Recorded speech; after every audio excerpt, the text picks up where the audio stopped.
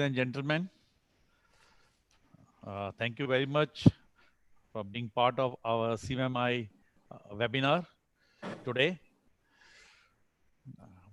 To start with, I will first just give do and don'ts. Kirtan, if you can just put it.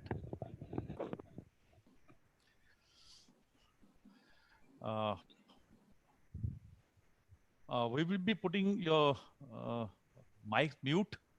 Rather, we request kindly put your mics on mute so that the background sound does not disturb the progress of the session. There is a chat option.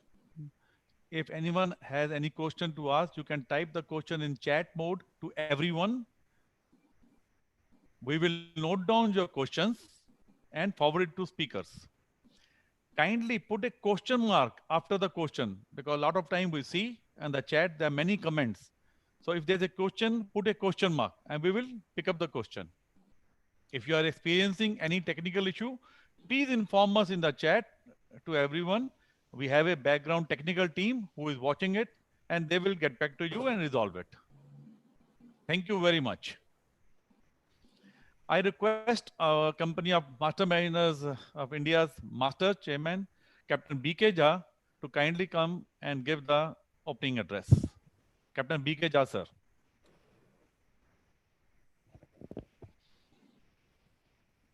Can you hear me? Very well. Yes, sir. Good evening to everybody. Good evening. Respected Dr. Malini Shankar, IS, Vice Chancellor, IMU, Dr. Cleopatra, Doumbia-Henry, President of the World Maritime University, Dr. Helen Sampson, Director of Seafarers International Research Center, UK, ladies and gentlemen, we all know about the effect of stress, yet we cannot avoid it knowingly or unknowingly. Stressors affecting seafarers working in the engine room in a different manner from those involving the deck crew. I believe that each and every individual have their unique set of stressors which affect them. Categorizing them in a buckets is not a holistic way of looking at this problem, but definitely gives us a direction to understand it better. On a normal day, when this new normal or COVID normal, whatever you call it, was not the way of our life, a seafarer deals with multiple adverse conditions. The cause can vary from separation from family and friends, loneliness on board, concern over leaving loved one behind, lack of good quality sleep and poor diet, port inspection, changing crew every few months, working under time pressure, extreme temperatures, heavy seas for a long period, claustrophobia, etc. But adding on to the already existing challenges, COVID has brought a new set of challenges for our seafarers to battle. Biggest stress factor being the uncertainty. It's normal saying there is only one thing is certain in the shipping, that is uncertainty. Not knowing when will they be relieved and unable to help and protect their family at home is something which nobody can prepare them for. The unexpected delays in their daily port and cargo movement is add-on to this. It is sheer drive to fulfill their duty and hope to see their family soon after keeps them moving. Now I can give a scripted list of things to do and not to do during this pandemic. We do have multiple proposals from the local organization level, government, WHO, or even our seafarer fraternity. But I'm asking the question, is it enough? As responsible adults, we all know these and probably actively contribute and discuss about it on social media too. Every day, WhatsApp, Twitter feed will suggest such lengthy list, some true, some fake, and some are joke. Again, my question is it enough? Do you, and being home with your family, struggling with the new normal or COVID normal, whatever you want to say, feel satisfied by just reading or debating on this? My simple answer is no. Then how can we expect a seafarer who is in high sea to feel comfortable in these challenging times? Daily, I work with my fellow seafarers with battling these conditions, which has now started affecting their productivity. This is a loss of business, money, loss of our most valuable resources, that is the well-being of our officers. We need to look at this problem from 3 different angles and have a different approach to manage or relieve stress of a sailor on high sea. First, I will call it sailor himself. He can start some yoga or meditation, organization or company. And the third most important part is that seafarer fraternities, that is the institute, DG shipping, or bodies like CMMI. Being on board for a long tenure, 12 months, 15 months, or 18 months or more is not something new to the seafarers of my generation and before me. Having only letters and a phone call when at port to the family was our only means of communication.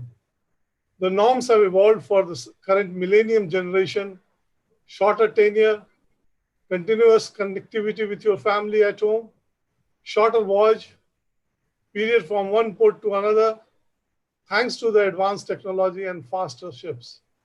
But it is unfortunate that the COVID, this opportunity has robbed of them.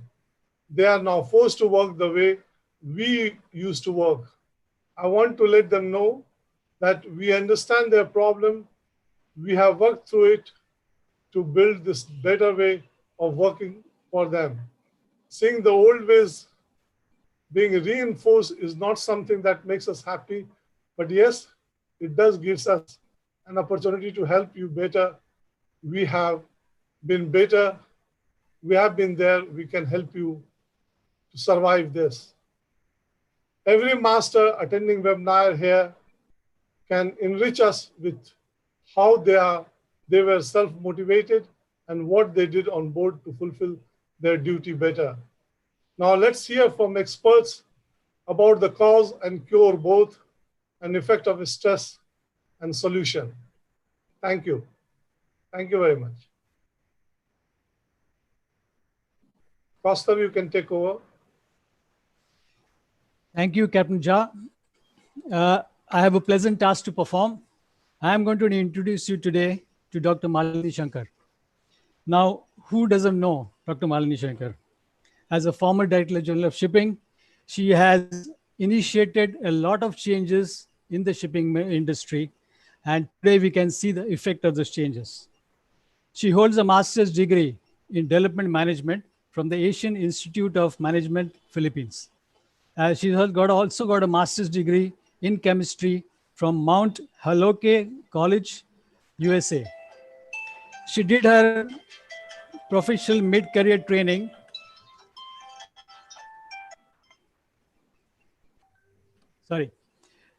She did her professional mid-career training at the Institut International d'Administration Publique in Paris, France, where she was awarded a diploma in international economics. She was nominated by the Government of India for training programs at Howard University and at the University of California at Berkeley. So with that, friends, may I present to you Dr. Malini Shankar, IAS, the Vice Chancellor of the prestigious Indian Maritime University. Thank you very much. Am I audible? Yes. Yes, madam. Okay. It is my pleasure indeed to be amidst you today and to open the web seminar on a very important topic organized by the CMMI, which is Understanding Seafarers' Stress. At the outset, let me say what a pleasure it is to share this virtual dais with Dr. Cleopatra and with Dr. Helen Sampson. A pleasure to be with you on the same virtual page, ma'am. We all know that we live in completely unprecedented times. This is something even the previous generation, our parents' generation, hasn't seen. It's a very unsettling time in living memory. It's a war with something that you cannot see, something that is very microscopic, which is invisible. And every section of society seems to face challenges and have its own set of travails. In the best of times, dear friends, seafaring is not an easy job. It is a very, very demanding profession, and I don't need to spell out. Captain Jha has already said what are the challenges that a seafarer faces when he sets out on his profession at sea. But having said that, let me also spread the canvas vast and say there are several sections of society which are presently facing travails. The seafarer is actually, it's a constant challenge for the seafarer. Every time he goes out to sea, pandemic or no pandemic, it is uncertainty. It's filled with uncertainties and challenges. But we have certain sections of society that have not seen such challenges and are actually having to face up to them. One such section is the police force. The police force is so exhausted in a country like India today. In a place like Mumbai, we have lost 100 policemen, including 4 or 5 police officers to COVID. They're young and old. It's so exhausted that they cannot, it's a challenge to even do the containment zones, put the regulations in place. All of us would agree there is another set of professionals who are actually trying their level best to contribute to the society, but facing equally big challenges. This is the medical profession and the professions that are associated with the medical field.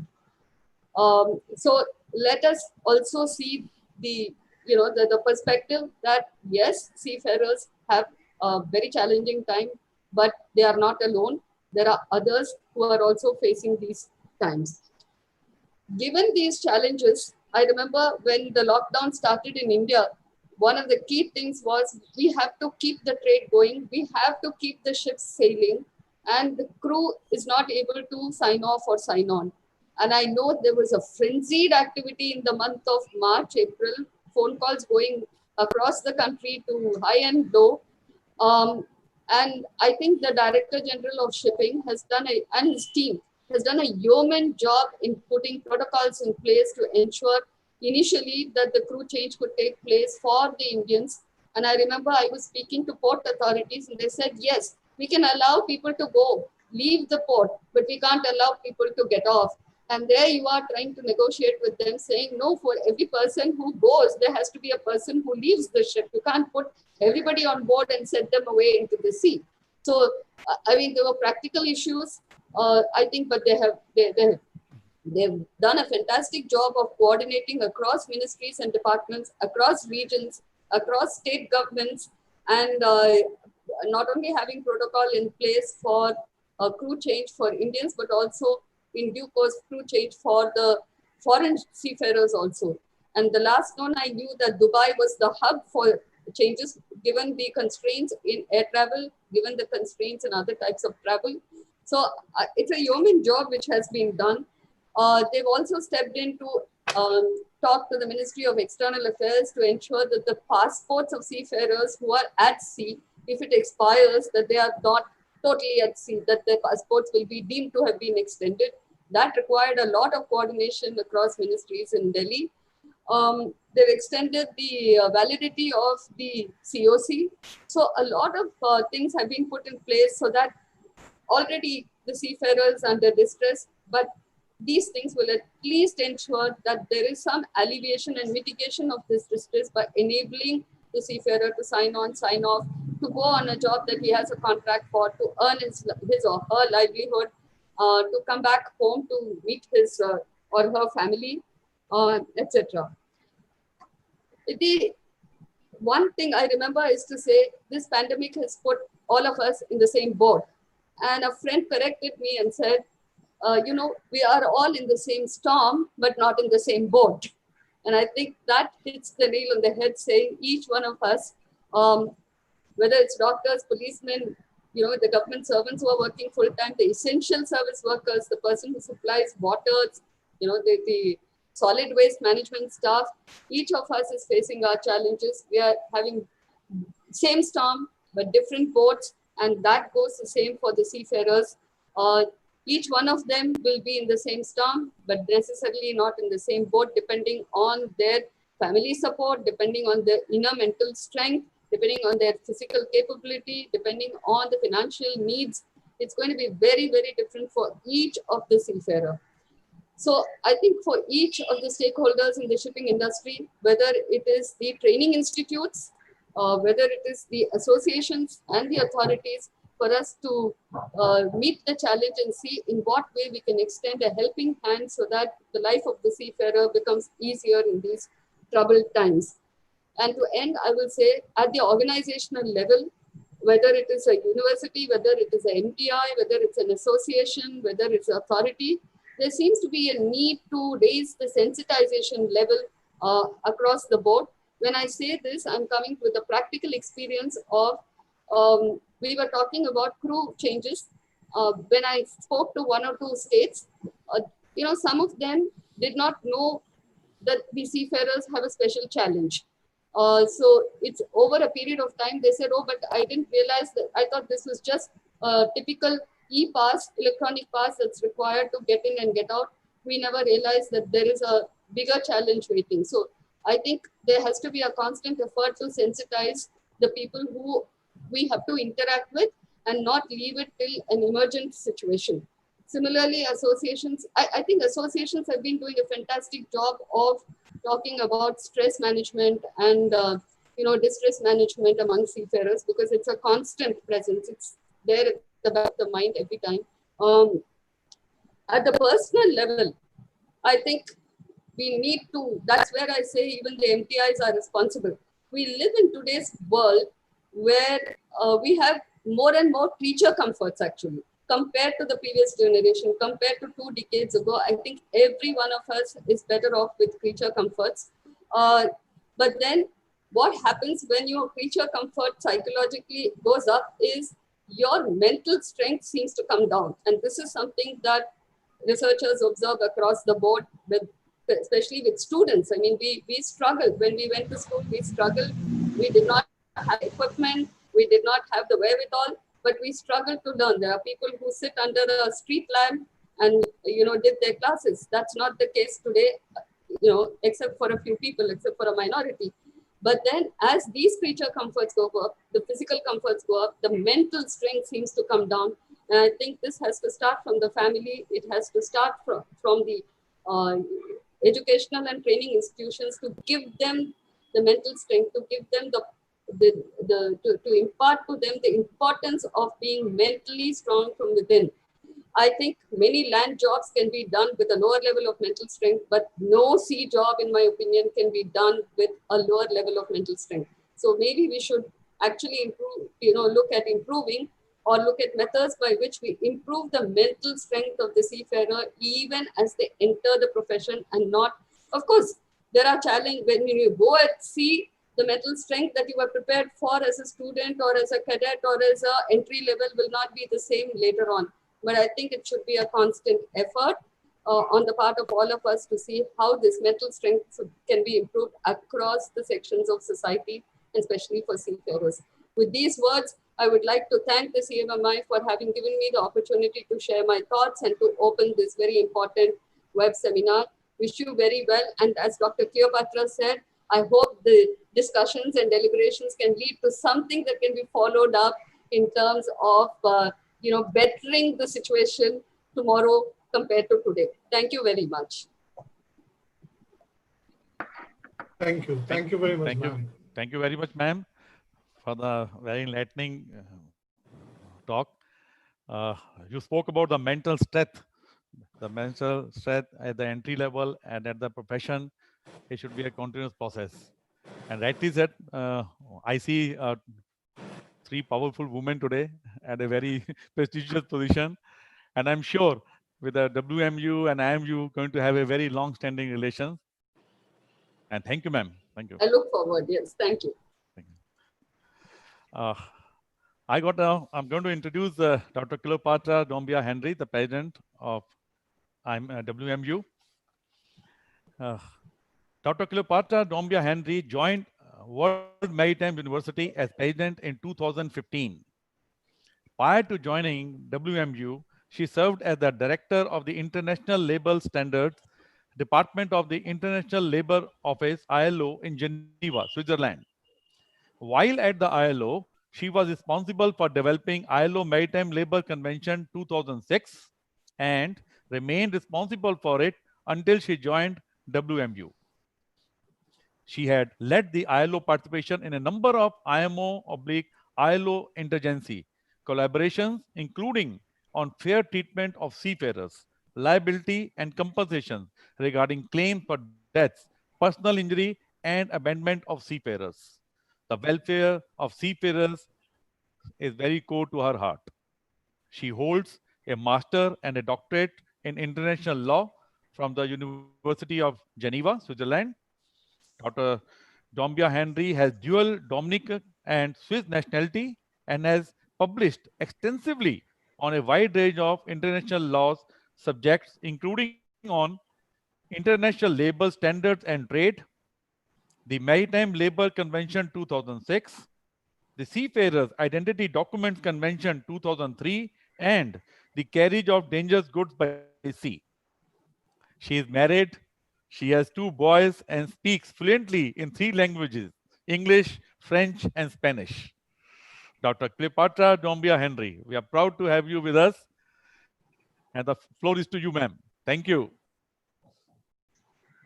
Thank you very much. And thank you so much to the CMMI for inviting me to be part of your webinar today. Let me begin by thanking the Vice Chancellor himself, Dr. Malini Shankar of the Indian Maritime University, who is also a member of the Board of Governors of the WMU. Captain Jha, Master Mariner for CMMI. I also wanted to acknowledge the presence of Captain Basin, Secretary General, the company of Master Mariners of India, Dr. Helen Sampson, the Director of the Seafarers International Research Center. Ladies and gentlemen, let me first begin by congratulating the company of Master Mariners of India for the organization of this important webinar on what I consider to be a very important issue. One, as certainly as you have just said, based on my background, as very close to my heart, seafarers' welfare. I'd like to take the opportunity to thank the organizers for the invitation. I deem it a privilege and an honor to address the participants in this Zoom.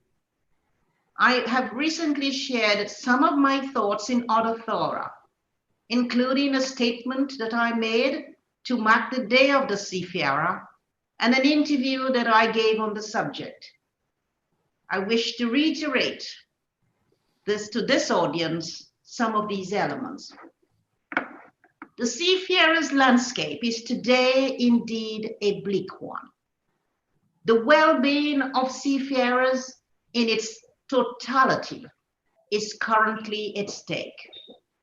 While many may be of the opinion that this state of affairs is a recent development resulting from COVID-19, I am sure all of us here attending this webinar know very well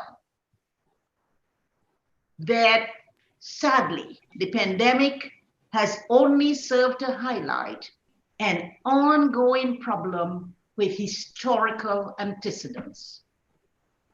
The consideration of seafarers and their well-being cannot be said to have ever been at an optimal level on the global stage.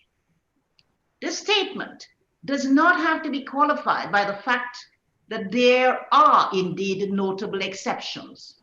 And I want to identify some of these exceptions. Exceptions in terms of how governments have come on board, shipping companies, non-governmental organizations, many of whom are going. And I want to thank the Okay. organizing this. Yeah, I there's really am very happy. Please mute. Okay, please go ahead. I was referring to the making a statement that does have to be qualified by the fact that there are indeed many exceptions. Governments, some of the governments, shipping companies, non-governmental organizations who are in fact going well beyond the average performance of the global community. However, COVID-19, this pandemic, with its consequential economic and social impacts, has certainly exacerbated and highlighted long-standing seafarer welfare challenges and has had a significant, if not a disproportionate effect on seafarers on many fronts. In particular, seafarer health, both their mental and their physical well-being, has been severely compromised by the lack of global will and the capacity to ensure that the needs of seafarers recognized under international law, that these needs are met. Many countries still do not provide seafarers with medical care ashore. And in some cases, it remains particularly difficult for them to get access to medical supplies. This is, in my view, and I'm sure you will all share that, is unacceptable, being counter to basic human rights, as well as to the letter and the spirit of the international legal instruments that exist, both adopted by IMO and by the ILO, and to which many of these countries are bound. The mistreatment of seafarers needs to be strongly condemned by all, and that action must be taken to remedy the situation. In addition to this direct attack on their human rights, with respect to health, seafarers have been denied the right to repatriation, to travel restrictions that have been put in place by many countries. In some of these cases, this has dramatically compounded. It has been compounded by seafarers having to stay on board already well beyond their contractual terms and far in excess of the stipulated terms under international law, sometimes beyond 1 year. Quite a number of seafarers exceed that period, and we all know that.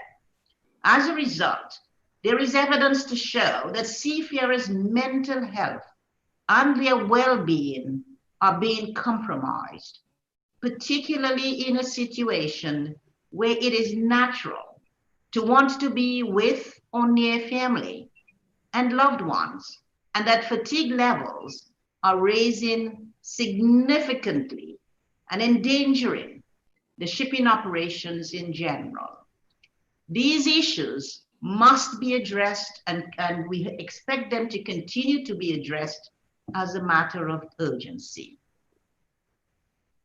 The economic crisis that COVID-19 has precipitated is only aggravating these very serious issues and increasing the vulnerability of our seafarers. It is indeed disturbing to learn that many of them do not have access to the type of social protection schemes in the event that they lose their jobs. I have devoted many of my years working at the ILO to address these issues, and I think it is time to enhance particularly the social security coverage for our seafarers. Many of them today don't have social security coverage. I must therefore stress that in actual fact, irrespective of their importance to human society, the basic norms of human rights, the right to medical care, and indeed the right to social security, require that seafarers be treated more humanely across the board. The world must, however, further recognize seafarers' importance and reflect this recognition in appropriate action. The shipping industry is one of the most critical industries to humanity's global well-being. We all depend on it, even if we do not even realize it. Those of us in shipping know that. Water transport and those who make it possible have always been essential, especially in these times when factories and market systems in one jurisdiction or another are shut. They are shut down, or they are struggling to operate in lockdown situations. It is even more imperative that the cogwheels of shipping remain optimally operational at these challenging times. From medical supplies to basic essential needs, transporting goods across the globe requires that the lifeblood of world trade and the human and well-being that we all want to preserve, that transporting goods are absolutely indispensable and necessary and will remain so into the future. The essential role, therefore, of seafarers in this context continues to be important, and in these challenging times may be said to have become even more essential. I certainly want to acknowledge, as intimated earlier, that there are organizations in the industry that exceptionally both articulate clear and laudable positions regarding seafarers' welfare and who act on those statements. I've been very pleased, for example, to see the positive reaction of most of our industry stakeholders to the seafarer welfare issues presented by the COVID-19 pandemic. They have come together and they have exercised previously unseen pressure on countries to relieve the seafarers' plight while looking for innovative solutions in order to provide smooth, safe repatriation outlets and outcomes and mechanisms for our seafarers. These actions have to be applauded and their example held up for all of the industry to emulate. However, the problems have not been resolved. On the contrary, we see them getting worse rather than getting better. Efforts have to be intensified at all levels in order to ensure that,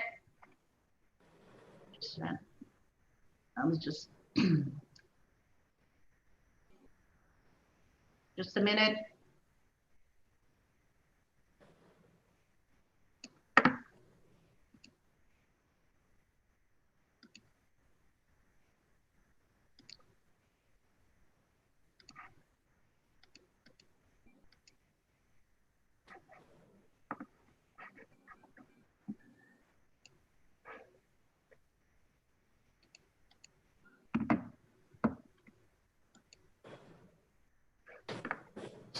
Some problem, ma'am? Yes, I just have a little problem. Just a minute.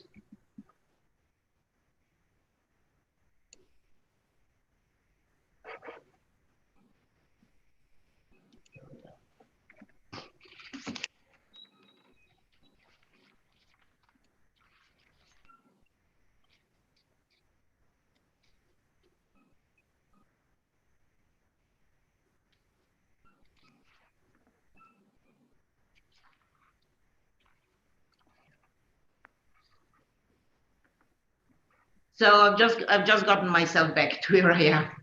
So I do acknowledge, as I intimated earlier, that there are organizations in the industry that exceptionally both articulate and have laudable positions concerning seafarer welfare and who act on those statements.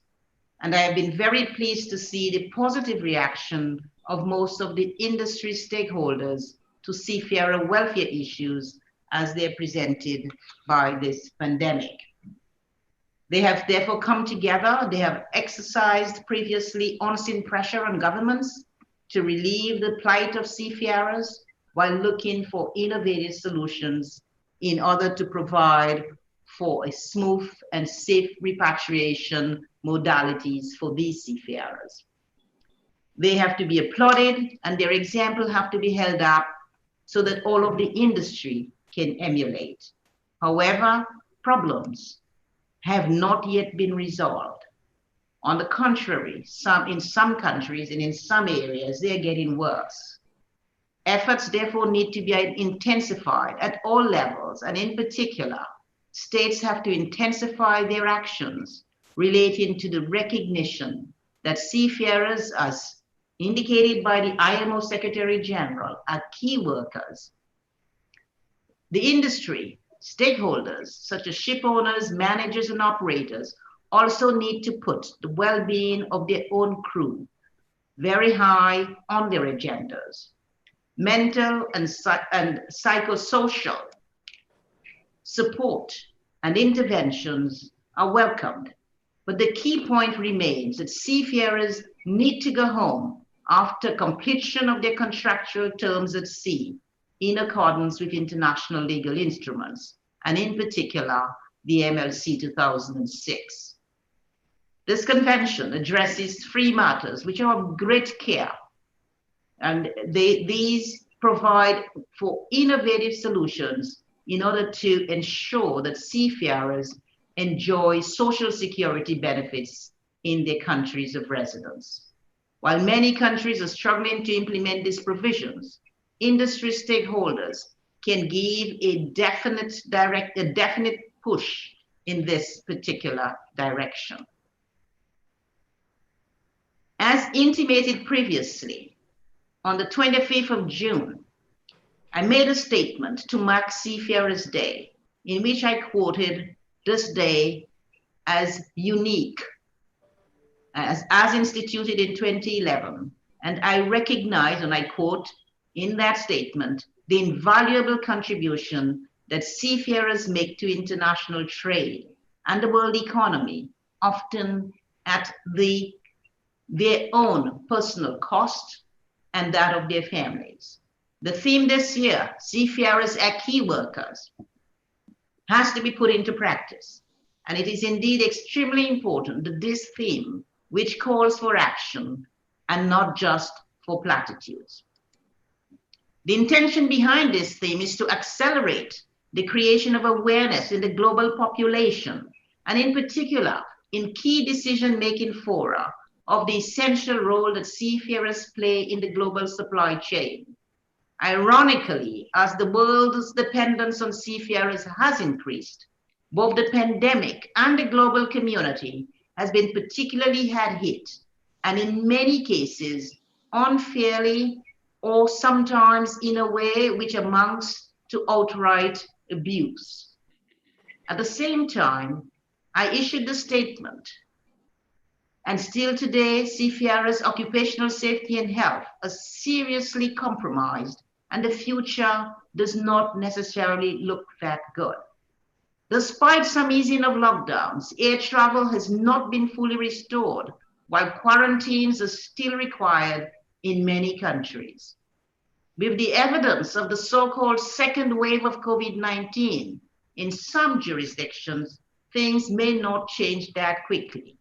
Hence, repatriation and crew changeovers cannot take place with the speed that is required within an industry that moves around 150,000 seafarers per month.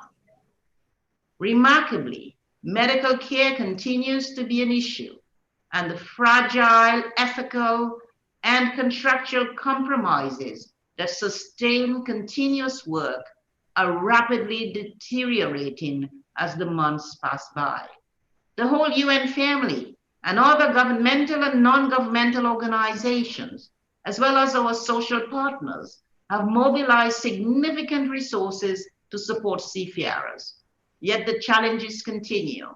It can be emphatically stated that it is time now that society in general, we as citizens, recognize the value of our seafarers, not just as human beings, but as people whom we should specially treat with the dignity that they deserve, as fellow workers who have not abandoned their jobs for our sake, and as key workers who provide an essential and invaluable service, keeping our societies and our economies moving. As WMU, we acknowledge the sincere efforts of those maritime professionals, many of whom are alumni of the university, others are partners of the university, and they are working tirelessly to alleviate the challenges and the crises precipitated by COVID-19 and other, of course, pre-existing drivers. To honor these seafarers, the university, in collaboration with the ITF Trust, has made publicly available a number of online lectures discussing seafarers' rights. And as part of our professional development program on maritime welfare, we make available these lectures in order to provide an excellent overview of the international legal framework that obliges countries to respect seafarers' dignity and to provide them with a safe working environment, including, importantly, facilitation of their repatriation. As the IMU Apex Educational Institution, WMU offers Masters of Science degrees in Maritime Affairs with specializations covering, among other things, all core issues related to maritime occupational health and safety. However, some years ago, WMU identified a gap in the broad maritime community regarding the provision of education and training for personnel engaged in supporting seafarers. This is the reason why the professional development course on maritime welfare, we call MARIWELL, was conceived by the university as a fully fledged online course to fill this gap and enhance the knowledge and skills of those working with seafarers. Thanks to the ITF Trust that funded this very important course. It was possible for WMU personnel to set up the course and to invite leading experts in the sector to deliver the lectures. The course is comprehensive. It addresses a variety of issues that are presented in 3 modules. The first module deals with international interagency regulation and collaboration relating to seafarers, offering a clear overview of all the core international non-governmental organizations involved in producing, implementing, and enforcing the regulations that affect seafarers' work. Both the ILO and myself personally have lectured in this module. The second module focuses on the psychosocial and the occupational health and safety issues relating to seafarers. Lectures on issues such as fatigue, physical and mental health, bullying and harassment are discussed from a medical and a psychosocial perspective and provides core information to establish and develop supportive preventive programs on board.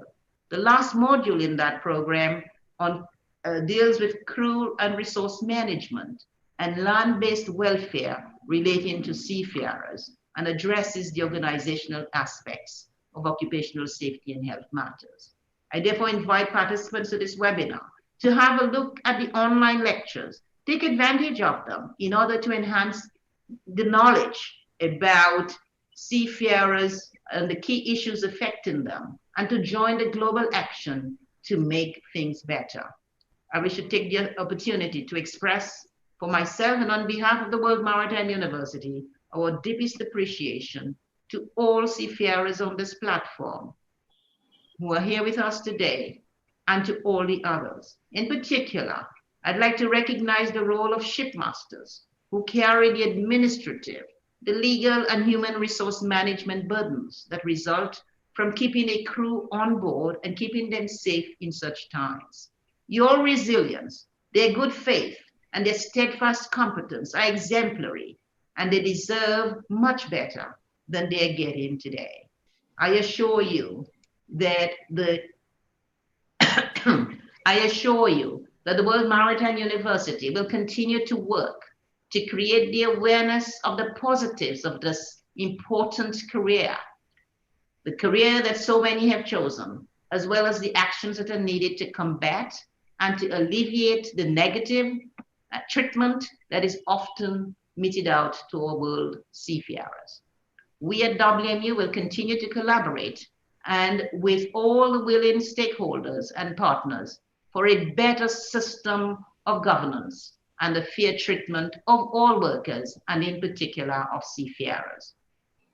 I look forward to a time when to be a seafarer is not to consign oneself to what one can only term as industrial abuse, contrary to international law, whether in respect of workload, rest hours, repatriation, or wages or employment agreements. We have to take action. I thank you very much for giving me the opportunity, and I am sure that Professor Helen Sampson will be able to address a number of other issues that I may not have touched upon. Thank you very much. Thank you. Thank you very much. Thank you very much, Dr. Cleopatra Doumbia. A very motivating address. You spoke about the medical care for the seafarers. You spoke about the maritime health and safety, land-based welfare. And in the end, you covered it up by saying WMU will create a positiveness of the sea carrier. WMU will work toward the better, fair treatment of seafarers. Madam President, we are grateful to you for your encouraging words. Thank you very much. Thank you. I now request Dr. Captain Suresh Bhardwaj, our Company of Master Mariners Warden and the Principal of Master Maritime Academy in Chennai. He'll be taking over this session and doing an interactive session with Dr. Helen. Dr. Bhardwaj, a well-learned person, well-known in India for his thesis and various presentations that he keeps doing and motivating us. Dr. Bhardwaj, please, sir. Thank you, Secretary General. Thank you very much. Thank you for this very humbling opportunity. Well, good afternoon, ladies and gentlemen. Professor Helen Sampson comes from Seafarers International Research Center, and this is located in Cardiff University in UK, in the Department of School of Social Sciences. And this was established for conducting research on the seafarers. This center has particular emphasis on the issues of occupational health and safety. Ladies and gentlemen, it has a very sought after fellowship program for postgraduates and PhDs, which is fully supported by the Nippon Foundation. And their alumni are very well placed. They're contributing immensely to this industry. The research programs of the center are supported by some very prominent organizations like the Lloyd's Register, the TK Foundation, European Union Commission, IMO, ILO, ITF, MCA, EMSA, and Professor Dr. Helen Sampson here. She heads the center as its director since 2003. She has studied the shipping industry and seafarers since 1999. And she has herself undertaken research voyages on 10 different types of ships: tankers, bulk carriers, containers, reefers. So all this has provided a very strong foundation for her work with some international policymakers, regulators, employers, charities, and even trade unions.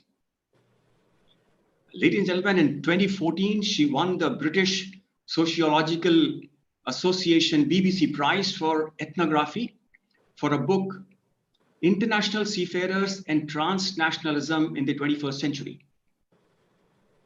Her current research projects include study on the mental well-being of seafarers, which is funded totally by the Institution of Occupational Health and Safety. She also heads the Lloyd's Register Foundation funded program, which is translating research into action in the shipping industry. And also there is a UK Economic Social Research Council study on the seafarers' faith, which has so much to do with well-being. And to top it all, currently Professor Helen Sampson, she's serving as the commissioner on the UK government's commission into the future maritime training and skills to inform the UK government's post-Brexit policy. So welcome, Professor Helen. And as you preferred, more of an interactive session rather than what you call as the deathly PowerPoint. Yes, we'll proceed accordingly. So, Professor Helen, notwithstanding the stress by the COVID, which is very comprehensively covered by Madam President of the World Maritime University, excellently covered. Going slightly beyond that, today, there is a serious concern with the mental health, even suicides happening at sea. And I'm told this is more generally with seafarers' stress as a major issue. And the response, Professor Helen, the industry seems to be coming up with is to engage psychologists for importing resilience programs to the seafarers. Now, would it not be better if efforts were directed towards first understanding what is creating the stress? Would it not be better? I would think some simple things like even standardization of equipment, or like Madam President talked about the psychosocial needs of the worker relationship, like trust. Now, these are more of learning issues for the people ashore, who I think involuntarily or even ignorantly, they tend to create the stress, which in turn makes a perfectly competent and a perfectly experienced seafarer to err and deviate from his expected performance. So Madam, are we really missing the point totally? Or is it conveniently, Professor Helen? Thank you very much, Captain Madroj, for your very kind introduction. And thank you to everybody involved in this seminar for inviting me to come along and join with you to discuss these very important issues. So you asked me, is it the case that the industry is missing the point slightly by focusing more on resilience strategies than on the core fundamental issues which are underlying seafarer stress today? If I can use an analogy here, I would like to remind us that strong swimmers regularly drown in rough waters. And when the red flags are placed on the beach to warn us about poor swimming conditions and bathing conditions at sea, those red flags apply to all of us. All human beings have physical and mental limitations in relation to what they can withstand, whether that's seafarers at sea or whether that's personnel working ashore. In terms of the resilience training programs that have been introduced, to make another parallel that's very contemporary, we're all very concerned about the coronavirus pandemic. And we know that face coverings, as they like to call them in the UK now, face masks, may help us in preventing the transmission of this deadly virus. But we also know that they do not address the fundamental cause of the problem, which is the virus itself, obviously. So I see the remedial training, the resilience training, as very similar in the sense that it may be helpful to seafarers who in fact are a very resilient population. It was mentioned earlier that seafarers do require a great deal of resilience ordinarily to be at sea. So I consider them to be pretty mentally resilient already, but it may be that further resilience training certainly does no harm and may do some good. So I wouldn't say that I'm opposed to the measures per se. But at the Seafarers International Research Centre, we have spent many, many years trying to actually look more, less at the sticking plaster and more at the fundamental causes of stress and how those can be addressed. And we've looked, for example, at accommodation design, issues like vibration and noise in cabins. We've looked at recreational facilities, ways in which seafarers can de-stress, can recuperate from the stresses of daily life. Things that we can do easily when we're ashore at home by going for a walk in the park, but seafarers can't do. If you like a walk in the park, that is, maybe people have other ways, but mostly we have access to the things ashore that can help us to recover from the stresses of daily life. And increasingly, we see that seafarers are having those things removed from them, the ability to socialize and the ability to take part in group sport activities, for example. These things with space limitations, changes in company policies to do with safety are being reduced at sea.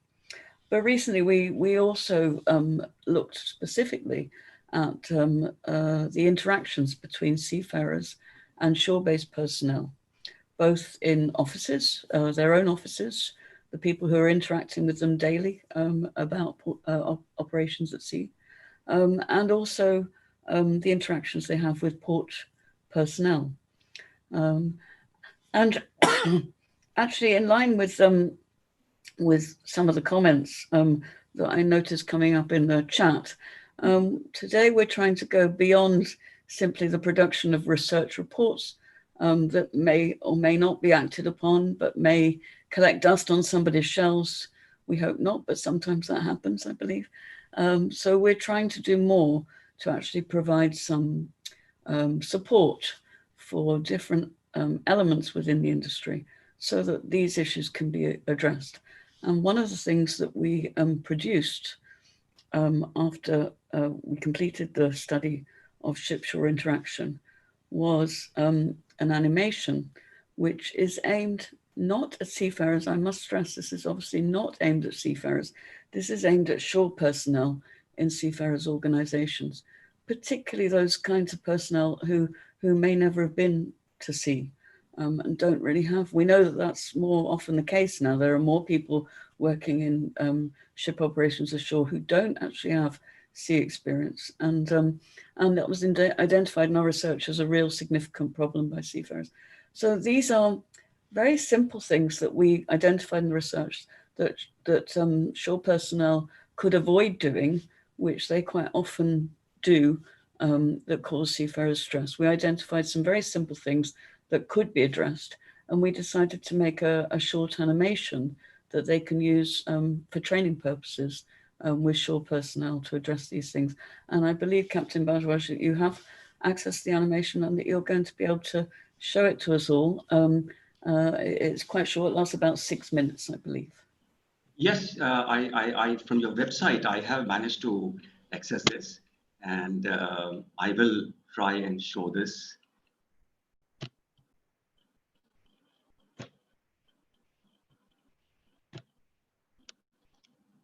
It's Monday morning. Daisy and Susie May are making their way to the office. It's a beautiful day, and the birds are singing in the trees. They're having a good laugh and catching up about what they did at the weekend. Daisy's boyfriend proposed, and they excitedly discuss plans for the wedding.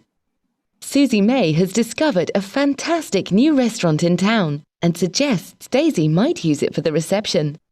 As they go into their office, they part company, reminding each other that today is their favourite day, Donut Day, because their manager always brings a treat in for everyone to kickstart the week. They head to their computers for work. By midday, Susie May is concerned about the situation of a chief engineer, Mauro, on board a vessel in Central America. His scheduled reliever has been admitted to hospital, and she can't find a replacement. She feels really sorry for Mauro, as he is going to miss his daughter's wedding.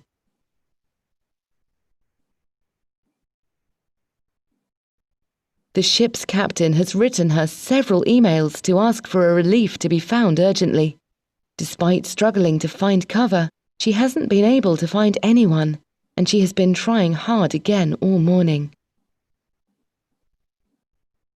On board Maro's ship, the captain is completing a stressful pilotage of the Panama Canal. He has been on the bridge for hours and is becoming tired. The vessel is late for its next port due to delays at the last terminal, and the charterer has been constantly calling the captain and pressuring him for updates on progress. Even though he's in a hurry, the captain feels that the pilot is pressing the vessel too hard, entering locks too fast, and slowing too quickly, making both the captain and chief engineer anxious about the strain on the engine. In this situation, the captain has limited influence and is becoming more stressed. The ship should have arrived in their next port a week ago, and the chief engineer should have already gone home. A week later than planned, the crew still have another day to go before berthing. The chief engineer has been told that his reliever has gone into hospital, and there is nobody else available to take over from him.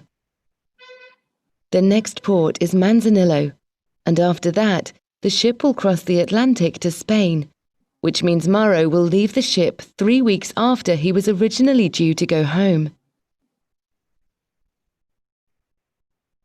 He is furious and pacing up and down because he will now definitely miss his daughter's wedding. He has had several family rows as his wife and daughter say they knew this would happen and blame him despite the fact they know it's not in his hands. He pleads with the captain to try and sort it out. The charterer keeps pressuring the captain to make up the delays. And to top it all, the chief cook has burnt his arm, leaving the messman doing most of the cooking. All the crew are complaining that they can't eat the food, but there is nothing the captain can do. Anchored outside Manzanillo, a call comes to the bridge in the middle of the night. It is put through to the captain's cabin. The phone wakes him up, and he answers groggily. It's Susie May from the office. She's surprised to hear him like that, and doesn't realize that it's the middle of the night for him. Susie May explains the situation with the chief engineer, and the captain says he understands. She then takes the opportunity to ask him to send an email confirming the ship's estimated time of berthing, as she is organizing for other crew members to join in the next port. The captain explains that he has already sent the information to Daisy, and to the superintendent too, but he will be happy to send it again. The call ends politely. The captain goes to his computer to resend the email. He spends some time searching for the original message to forward to Susie May, and wonders why the office must keep asking him for the same information time and again from the ship.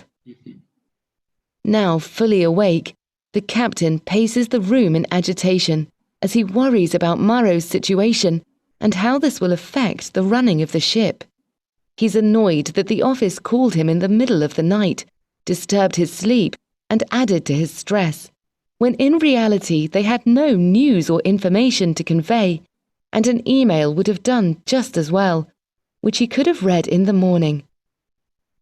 The captain goes back to bed and tries to get back to sleep. His last thought is he can't even look forward to breakfast, as since the chief cook has been on limited duties, all he can expect is burnt greasy bacon in the morning.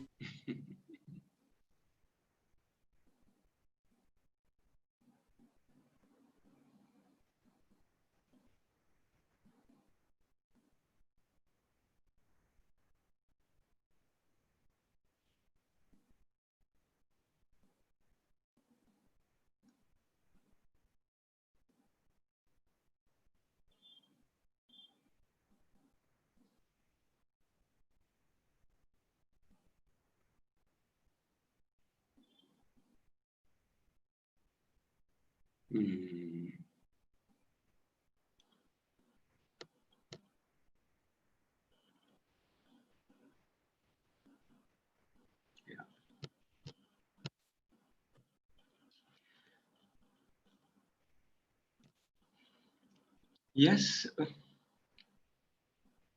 Very powerful message, I must say, Professor Helen. Very powerful message, and very subtly put, and wonderful animation. And I think such an output of a research will go a long way, rather than a research thesis which lies in the shelf somewhere and nobody acts on it. And I think I'm personally going to use this for most of my programs as well.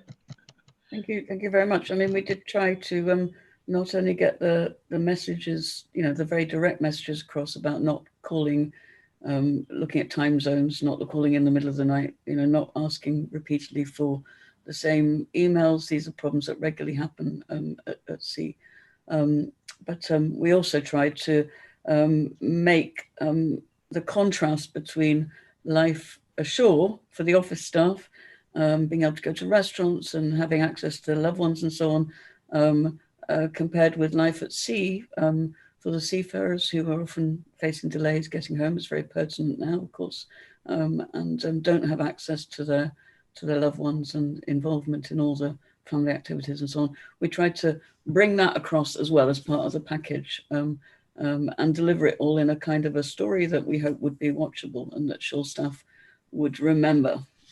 So apparently it has been very useful, and many ship companies have been using it, also charities and welfare organizations. So I hope that if anybody thinks that there is somewhere that can use the animation, that they will let us know at CERC, and we will give access to the animation. It is free. There's no charge to it. So thank you. Thank you. Excellent, Professor Helen. Well, okay, moving ahead. Professor, I have been watching very closely the developments at this Maritime Anti-Corruption Network. They have already got about 130 members. And one of my LinkedIn friends, Vivek Menon, is at the Secretariat. So there is, given the present times of anti-bribery policies in place, but the facilitation gifts at these corrupt ports continue. And the seafarers are now getting caught between these issues, and they have to get things done. And I think CERC has also done some research work on this. So would you think it appropriate to discuss this as well? I do, and thank you very much for bringing it up. I think that it's extremely important that corrupt practices in ports are addressed, and the contributions of MACN and others to trying to resolve these problems is very much appreciated, I think, by all stakeholders. But one thing that I think does get lost in the mix sometimes, or is not fully appreciated by either the port personnel who carry out these practices, or the companies and government officials and so on ashore. One thing that isn't appreciated very well is the extent to which these things are very stressful for seafarers to experience. You mentioned facilitation gifts, but also, there are other practices which seafarers directly suffer from, such as extortion, such as theft of provisions, and they are the first to wish to get rid of these practices. However, when actions are taken by companies to simply ban facilitation gifts, it can place seafarers in a really impossible position where they're faced by a lot of demands from shore staff who have very strong powers to delay vessels, to delay operations that are required for the vessel to leave on time, and even to detain ships, to find little problems on board that they use often as reasons to detain ships when they are infuriated by the fact that the officers on board do not meet their demands for payments and for gifts. So similarly, I feel that with this audience of esteemed master mariners that you have here in the webinar, it's not really necessary for me to tell you about the research findings, because you told us actually what the issues were. But from that research, we tried to produce another kind of film, this time based on interviews with real seafarers and a narrative provided by the Cirque staff. So anyone who knows the Cirque staff may recognize some faces. And this film has a slightly different audience. So the animation was designed for personnel in shoreside operations of shipping companies. This film is also helpful for people in shipping companies to make them aware of the stress that seafarers face in these situations, and to remind them of the stress if they need reminding. But the other audience that we have in mind is actually personnel in ports, who probably see these activities as victimless crimes. They probably don't appreciate the kind of stress that their actions place seafarers under. So we've also made a film, and I believe you are again going to show us an extract from it. It does also cover bunker supply fraud, which I think is a very serious issue, but for timing reasons, we're going to miss that out. And Captain Bhardwaj, over to you again. Yes, yes.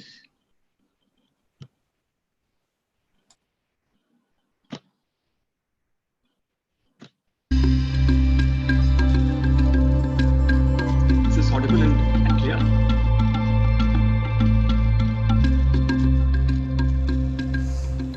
Traditionally, approaching a port is uplifting for seafarers who may have been at sea for days without sighting another living soul. Today, however, things have changed, and research that we recently conducted at the Seafarers International Research Centre paints a very different picture.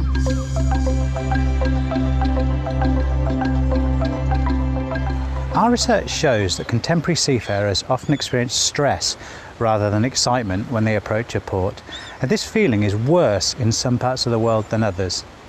The reason for this stress is that in many ports, seafarers find that when dealing with port officials, they face a series of demands for sundry goods from the ship's bond, like alcohol, soft drinks, and cigarettes. And if they're unable to meet the demands, they may be threatened with action that will delay their vessel and put them in trouble with their employers. It's definitely the case. There are certain places in the world where you know it's going to be great. You know, you're going to get in there into the port. There'll be no problems. You can go ashore and enjoy it. And there are certain ports where you just think, you know what, I need to really get my rest in here because I know there's going to be certain issues going on later on that we'll need to deal with. So one time, preparing to leave port, in employing the use of tugs, we let out our lines. They attached their particular hook. It's their way of doing it. As we started to put pressure on the hook, it looked like a pre-prepared mechanism that would deliberately fall apart as soon as it had any weight on it. And then they refused to work thereon without being given any cigarettes to get them working. There are ports where cigarettes and alcohol are so important that sometimes the pilot boat would refuse to actually come alongside unless you have a man on the deck waving the cartons at them for them to take. So that's just a lot of pressure. It was time critical. We needed to go where we needed to go. We had the schedule that we needed to follow. In fact, at the time, we were 2 days behind schedule. With all of these things, we have to pay for the pilot's time, and we're also thinking about making the next port. So the stress levels are very high. We're also thinking about 2 stages ahead. So once we've employed the use of the tug, we're lined up in the correct place. We're heading in the right direction. That's also time critical because you're also thinking about your weather window. The captain especially was very stressed. I remember shouting down the radio on the VHF towards the tugboat, and also shouting at the port officials over the radio as well. Although I couldn't understand the language, he reverted to his native language. I couldn't understand it, but the stress levels were very high. So now most major companies aren't allowing us to give any facilitation gifts, and it's making it far more harder for us. There's a big tendency to get cornered because now we don't know where to account these things, and sometimes the demands are really huge and really significant. We can't afford to pay for these many gifts through our own pockets. What we do is we end up using the welfare fund of the seafarers, and it's not a big fund. In just a port or two, we'll spend a month or 2 months. As it is a ship, we are in the middle of the ocean with just the 22, 24 of us. It gets really boring, you know. If we had that money, we'd probably buy recreational equipment, like table tennis rackets, tables, TVs, music systems, something people can relax with after they've finished their work, because everyone needs to distress. Our backs are to the walls. We are not allowed to give anything really, and yet it's not the expectations are still there, and we can't fulfill them. It's beyond our means now. If they found out we have given, in a lot of cases they'll be sacked. And also on the other hand, if something untoward happens because we refuse to give gifts, again there's a good likelihood that they will be sacked, because the financial repercussions can be really bad for the company. The blame for any sort of incident comes back to the ship. Even though perhaps it was the tugboat captain that decided to cause these problems, the ship employs the tug, and so ultimately the blame falls back onto the ship and then the officers and crew on board. We were asked for certain gifts and the master refused, citing the no bribery policy. And of course he was warned by the agent, saying that no, here you have to, it's a matter of practice, and certain people get really angry, and we said that we can't, it's not in our powers to do so anymore. And the next thing we know, there was some problem with our provisions, and the provisions didn't come. We waited till the last day of sailing and there's still no provisions, and after it was a 3-month voyage, so by then we were short of food. We have no power, to be honest. We feel powerless. We feel like we just had to go with the flow. We feel uncertain about what we have to do. We feel uncertain about the laws. It's sort of like a dictatorship where you really do not know what to expect. He plays the game, you play along with it. You really don't know if it's fair or not. You just go through with it. It's just a very powerless feeling. Not that we want power, it's just a question of we have no rights on board.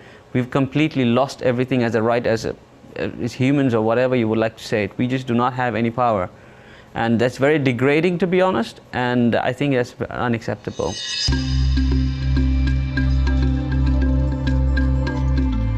Seafarers may also come across officials who demand access to the ship's refrigerators and freezers, and who help themselves to food supplies. Seafarers experience this as very hurtful, and a particular violation, pointing out that port officials have access to shops and restaurants ashore, but that seafarers do not. In our research, we also came across examples of seafarers who've been left without sufficient provisions on board after such raids. If we take in food, that's a right. I mean, everybody requires that for work, and everybody requires that to keep going, and that's more important than to be honest, more than your wages. But you don't have food for one day, that's a huge problem you're talking about.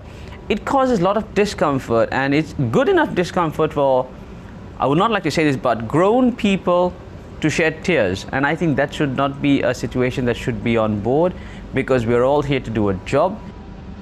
If you are on land, if you've taken your food, you run out of food at home, you go into your store, you buy more food. But the fact is, we're out at sea. If it's a 3 weeks run and you don't have food, we have to start rationing. And we don't have a place to buy food as well. But the workload is going to remain. There are 18 or 20 other people on board, and everyone has to work. And to work, you need energy. To have energy, you need food. And the people who are suffering are the crew members. As the crew members find out that you've been rationed, first day is fine. Second day acceptable, third day they break down, mentally they're broken down, they're not working properly, they're not focused properly, they're just wandering across, they just want things to get over, and they're just completely demoralized. And that is a negative impact on the vessel itself and the work and their stability and their safety as well. So that's just not acceptable.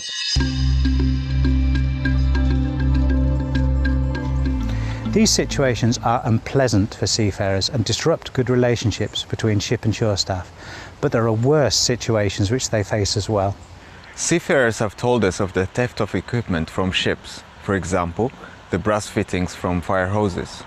Not only does the removal of such items compromise seafarers' lives in the event of an emergency, it also places their ship at a risk of detention by port state control authorities. Following such events, senior officers may lose their jobs and may never succeed in regaining employment. There are certain ports that we go to that within our sort of hazard analysis of the ports, we've identified that pilfering and sort of theft is quite high. So before we arrive in these ports, we go around the ship where stevedores and certain other people that we allow on board are walking around. We remove all of those brass fittings and lock them away in a bonded store so they can't be taken away from the ship. It makes you nervous and worried, and you have to come up with certain contingency plans in the event that the worst should happen, there should be a fire or whatever, to know that certain people have to divert from what would be their normal duties in an emergency to go and reattach, sort of reassemble certain safety critical equipment before we're able to get on and deal with the fire or whatever hazard has happened that we have to deal with. Yes, I've experienced numerous fires, normally at least once a contract, so once every 4 months, at varying degrees of severity. Of course, it's a very stressful time. Although we're trained to deal with fires, we're by no means professional firefighters. So having safety critical equipment taken away from you because of pilfering sort of just leads to that extra stress level. Think back to when I've experienced this sort of disassembling equipment. If that had been the case when we had these sort of large fires on board, I mean, it's difficult to contemplate what the consequences could have been. Another serious issue which our research uncovered was financial extortion. We heard from seafarers about occasions when corrupt officials threatened to detain vessels unless cash was paid to them. This places seafarers in a terrible position as their companies are likely to hold them responsible for these situations. Rather than face dismissal, we came across some examples where seafarers actually met such demands with their own cash. Such was the fear of losing their jobs. At this given point, we didn't have the necessary bonds that they wanted. So we said, we're really sorry, and we gave a lower grade one that we had because they expect the finest quality. And the pilot just walked out of the bridge wing and he just went, "Master, what is this, a joke to you?" And we were like really shocked. And finally he just refused, and we had to get through. We have our jobs to keep, we have deadlines to maintain. The master actually had to pay 500 about from his pocket. To be honest, it's not his requirement to pay off someone to take a vessel from one point to the other where he's not getting reimbursed, and that pressure and that intimidation should not be given to anyone. But there are points when you come into the port, the master literally walks with the wallet in the pocket so that he can just pay off and just keep the people happy. But I don't think that's quite right, because he's a person with a family, he's a person with children. He doesn't need to go through that intimidation and pressure from third parties.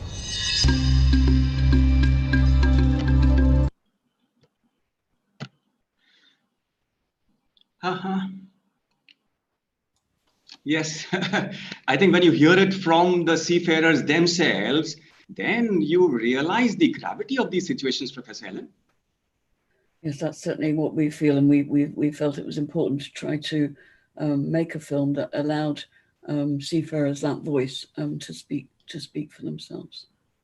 Mm-hmm. We're hoping that this will be viewed extensively. Again, it's a free resource, and we hope that, that amongst the audience that you have today, if there's anybody who knows where this this film could be shown, there's, as I say, another section on bunker supply fraud as well, which is extremely important. Then they can download the film directly. Actually, with the animation, they need to get in touch with us. We'll send them the proper copy, because on the website is only the preview version for the animation. But for the port films, for the port corruption film, that's available online. And actually, we've had it. We've had oh, what do you call it when you put a translation? Captions. We've put captions underneath in 6 different languages, so that it's possible for this film to be used in various parts of the world where other languages such as Spanish, Portuguese, French, Arabic, Chinese are spoken rather than English, the first language. So yes, we welcome anybody who wishes to use the video, downloading one of the versions in whatever language they prefer from the website, the CERC website. I don't know if you have the facility to put the CERC website details somewhere on your website or something so that people can easily find it if they want to do that. But that would be great. I also thought that I might mention, if you don't mind, that that we've written about these issues also for an industry audience, but also in more academic ways, and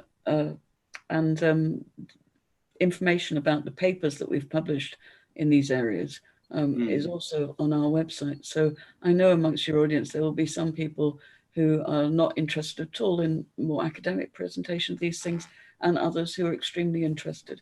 And so either way, they're free to go on our website, and we list all our publications there. And where it's possible, we link interested members of the public either to the homepage of the journal, or if the article is freely available by the publishers, then actually to the published version. So I hope people. And that is empirical research. Awesome, absolutely. Well, Professor Helen, I think the audience, I'm sure, have got many questions as well. And we have our Secretary General who has been monitoring these questions. And shall we then invite him to take over the proceedings of Q&A? Captain Basim? Why not? Thank you, Dr. Helen. Thank you, Dr. Bhardwaj. Excellent interactive session. I'm going through the chat. Mainly, I find many comments, very few questions, but there are a few, and I've noted down a few things, so I'll go straight to it. Just give me a second, please.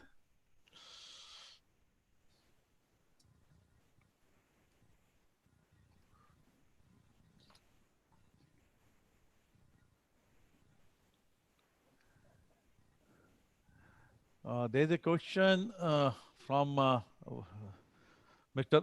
Abdul Ghani Sarang. He is the Secretary General of NUSI, National Union of Seafarers Institute, affiliated to ITF. One second, please.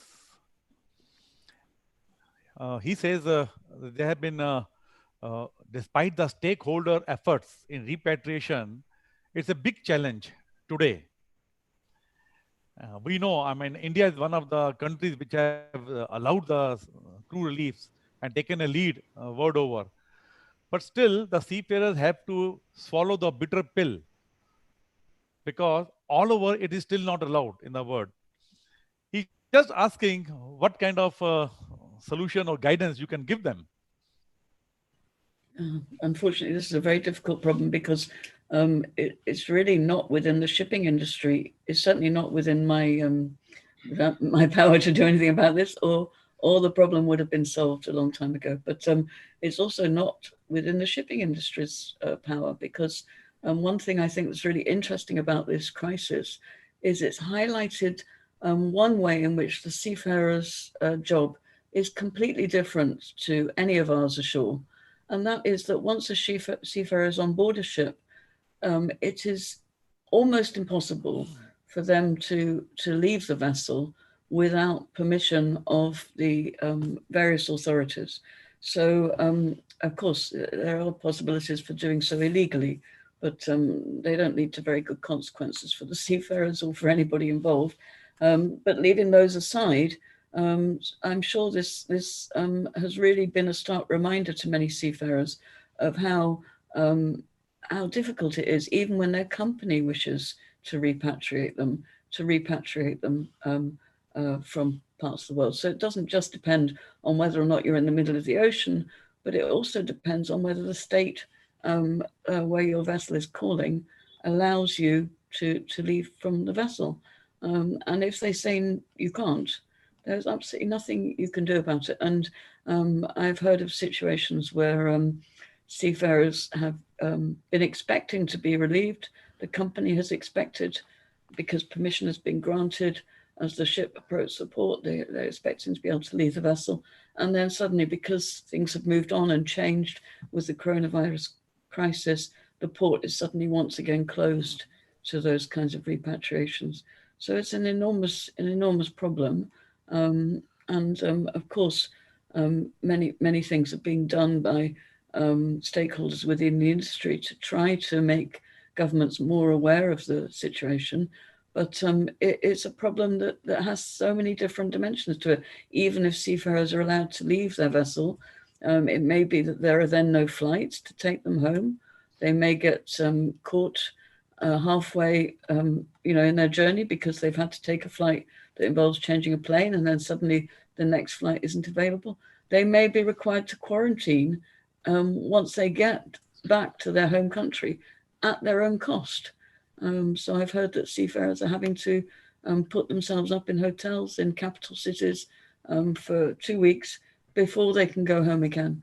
And I know myself from being a researcher on board a ship that when you have in mind a deadline where you'll be able to leave the vessel, that every time there's a delay, even though you know very well there's likely to be some kind of delay with every departure, every time there's a delay, it is disappointing and it is stressful. And in this situation, I imagine the stress levels for some individuals are nearly intolerable. And I hope very much that things can be done to move this situation along in the right direction. Unfortunately, we just don't really have control of the virus, even ashore, do we? So, I mean, here in the UK, things are changing daily. Yesterday, at about 9 o'clock, the government announced that people in certain cities in the country wouldn't be able to go out and socialize. And this has made a lot of problems for our Muslim community who are celebrating Eid and suddenly had to cancel their family gatherings. Imagine all the investment in food and so on, and a very short notice. So we see all over the world that the coronavirus picture changes seemingly quite quickly, and governments respond quite quickly, and that also affects, unfortunately, what happens in ports and what happens with travel, and seafarers are bearing the brunt of that, I'm afraid. Thank you, Dr. Helen. There's a question from Mr. Saldana. He says the clash of cultures, port rotations means that the seafarers cannot afford to stay back and dispute.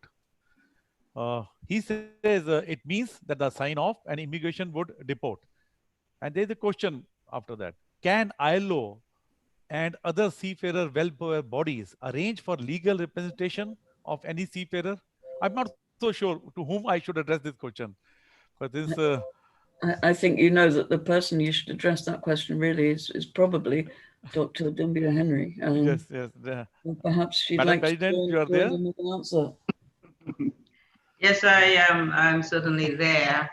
I just wanted to comment on the last issue relating to seafarers repatriation, and to indicate that there are about 11 countries today, around 11 countries that have, following the UK government's meeting with a number of other industry stakeholders, committed, about 11 countries committed to repatriate seafarers when they arrive in their ports, or at least to take the necessary measures. This has been the biggest challenge that seafarers face, is that of repatriation. So I want to first of all say this is the biggest issue, because unless they can go, and Helen referred to that, unless they can, they not only need to disembark, so at least many countries now allow, these 11 countries allowing them to disembark, but it doesn't necessarily mean that they can continue onward, forward to their various home countries. They have to take, flights, and in different flights, different sort of stopovers to be able to get there. So it's still a huge challenge, and 11 countries, that's just not enough, because seafarers then have to transfer and 2 or 3 or 4 times before they get home. So the challenges for seafarers, that is at the end of the day, the biggest challenge, the fact that the repatriation of seafarers cannot take effect, and that not enough countries are coming on board to actually enable that to happen along that route. So this in my view is the most worrying feature right now, and we just need more countries joining that, the 11 ones, to enable that. But of course, you still have to have the flights available where they land. So with respect to that other question, just wanted to remember what it was again. I will repeat it. He says that when there's a dispute in any port, the seafarers has actually no choice but to be deported back home. They don't have any remedy in a foreign port. So can the ILO take up the legal things for them? Is there any provision? Well, there's no, the MLC does not cover the issue of seafarers needing legal representation in a foreign port. Clearly, what is required under the convention is that seafarers should not be you cannot. Unless seafarers are being accused of a crime, that relates to an impact on the port in which they arrive. The seafarers, the idea of seafarers being prosecuted in countries. I don't see under what conditions, unless it is with respect to disembarking for transit and transfer from that country to the other. Of course, examples were given a while ago or comments were being made a while ago with respect to the problematic of corruption and seafarers being forced to have to find funds, including of their own, to pay for bribes. But I don't quite clearly get the question of under what other conditions seafarers can be detained and prosecuted in a country, unless, of course, there was a let's say they go to a bar or they've landed their ship having landed in the country, they've gone into bars or therefore have been accused of particularly committing a particular crime. That criminal dimension is not addressed by the MLC. That is a criminal law issue. But of course, what is important is that you've got seafarers' welfare facilities in major ports around the world, and there I know the ITF is quite instrumental. That seafarers who need protection, who need for whatever reasons, who are in trouble in a particular port. They have access to the ITF, which is a global organization around the world that's been doing a tremendous job with respect to the protection of seafarers. And I don't think there's any other international organization, non-governmental, that does as much as the ITF does to provide support to seafarers. So that's why they ought to be members of the ITF. And join the trade unions nationally in their country, including in India. And I see Abdul Ghani here, and probably Abdul Ghani can answer that question a bit more because he's probably more practical on the ground, as well as I see that we also have Rajesh is also on that online there, and they can more practically answer the question if they have that have been posed in terms of how is that handled on the ground in countries like in India or elsewhere. But clearly, the role that these institutions play, the role that ITF plays around the world and providing support and advice in ports around the world for seafarers is unprecedented globally. Thank you, Dr. Actually, the next question I have from Captain Rajesh Tandon. He is asking, you mentioned 11 countries. He says, do all the 11 countries mentioned by you allow seafarers of that nationality to enter for joining? Visa remains a serious issue with us. If the seafarers, just the last part. The question is, do all the 11 countries mentioned by you allow seafarers of that nationality, or maybe he mean to say for any nationality to enter for joining?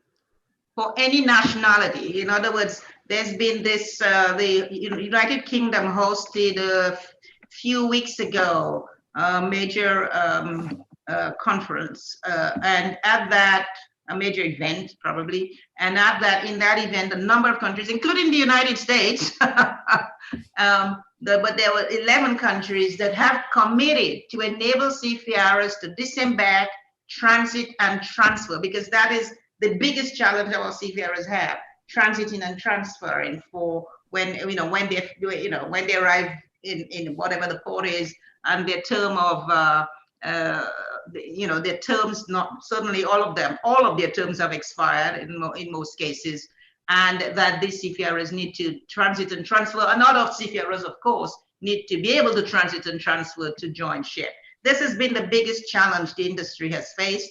And 11 countries are not enough, because even if you took the United States or you took India didn't come up among those countries that committed to that. But even if you took these countries, the UK, for example, being one such country that has made that commitment, Singapore has made that commitment, a number of other countries have made that commitment. That one thing is to, let them transit through Singapore or for the UK, but we all know the seafarers are coming from around the world, the developing countries, and many of those developing countries, they have to transit probably 2 or 3 times, depending on their country of origin or country of destination, to which they then have the big challenges. You may get out of Singapore, but then you have to transit somewhere else. Will you be able to continue to go on? That is a big challenge our seafarers still remain. Unless that 11 countries, just not enough. Seafarers are coming from all parts of the world. 11 countries committing to that is not enough. We need more countries to join that coalition. I will go on the Captain Tandon's question. He says UK is okay. The challenge is some of the EU countries, and that question has not only come from him, other participants have also given me similar questions.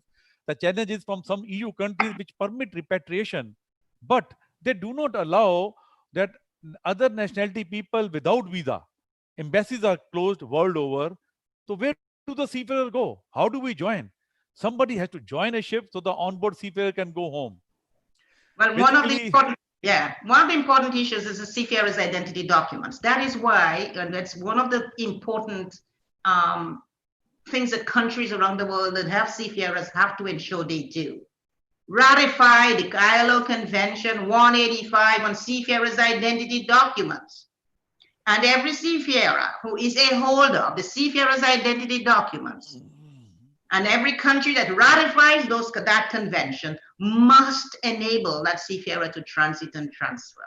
So right now we are in a situation, if that has not happened, whereby these countries have not ratified these instruments, of course, we want them to, even if they haven't ratified, to actually enable transit and transfer. But if they have had ratified sufficiently this instrument, of course, we have 2 ILO conventions, 185 and 108, but 108 doesn't have the technical requirements now needed to enable transit and transfer with the biometric components in them. But still, many countries are accepting transit and transfer, even under Convention 108, which is the older convention, now superseded by Convention 185. So one of the things that I think that ILO should, I am trying my best to think, but ILO should be making a major campaign about 185 and ratification by countries, particularly labor supplying countries. They are the ones that have to provide their citizens, their seafarers, with an identity document in compliance with 185 to enable that facilitation. So we need more countries coming on board, not just that 11. That 11 is only just the tip of the iceberg.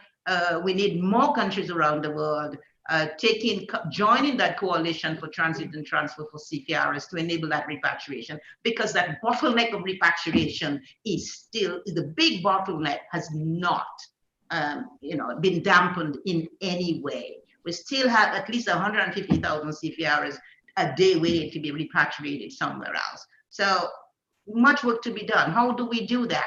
And that's what we have to try and figure out.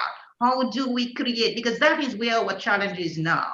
Our challenge is how, in the context of COVID-19 today, and the important role that seafarers play as key workers, and all of that coming together already of the industry and including governments, what are they practically doing on the ground to make sure it is, that effect is given to these measures that have been adopted to address COVID-19, and they depend on, and our seafarers, they depend on the cargo that comes in that carries all kinds of cargo from all, of all forms that are needed by countries. So I wish there was a way to put sanctions on them, but there are, I don't have that power. Thank you, Dr. Cleopatra. I have a last question for you. Does WMU give scholarship to private shipping companies for higher education? Mr. Goswami, he has asked this question. I will repeat. Does the World Maritime University give scholarship to a private shipping company for higher education? I believe what I have gone through the prospectus, you have to follow certain norms to go to the WMU. But still the question is there, so I'm asking. Yeah, well, the World Maritime University is the preeminent international university. It belongs to the International Maritime Organization, and therefore it was established by the IMO along with IMLI, the International Maritime Law Institute, to provide the senior level expertise and by building capacity at the postgraduate level. So therefore, those who complete their first education at the university or in maritime academies and have the requirements to enroll either WMU or at IMLI to pursue postgraduate qualification. In our case, and in that of the case of IMLI as well, leading to a master's degree. So in other words, the idea is, and particularly for developing countries, the idea is to build a capacity, the global capacity of developing countries, because that's where our seafarers are coming from. That's where shipping companies are all today, in today's world. That's where they are registered in the developing world because it's cheaper for them to do that. Of course, they're owned elsewhere, but they are registered in the developing world. But the whole idea is to empower, to capacitate, and to build that expertise of developing countries, to be able to engage effectively, significantly, in being able to manage the registries that they have, that they host in their own countries, but also being able to ensure that they have maritime administrations that are effective, that have the expertise and knowledge in terms of how you run a maritime administration. And also, whether all maritime or ports, because port is a big area of our expertise as well, with 2 specializations in the area of ports, but also that they are able to engage at the international level, have the expertise to engage in the international level in the big decision making that takes place, whether it's IMO or the ILO. So that is really what are the 2 institutions as being part of the United Nations system.